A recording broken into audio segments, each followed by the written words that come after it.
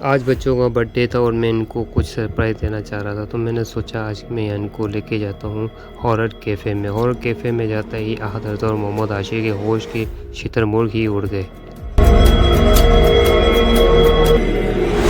अंदर का माहौल बहुत ही ज़्यादा डरावना था क्योंकि फर्स्ट फ्लोर पे बच्चों के लिए था और सेकंड फ्लोर पे एडल्ट के लिए था। अब जो बच्चों वाला फ्लोर था उस पर मोहम्मद आशिक के 2 चीखें निकल गई। हॉरर एनवायरनमेंट, ऊपर से इसका म्यूज़िक हॉरर, तो इस तरह बच्चों को थोड़ा खौफज़दा कर रहा था। इसी वजह से हम वापस आ गए और खाना भी पूरी तरीके से नहीं खा सके। तो एक बार आप ज़रूर ट्राई करें कराची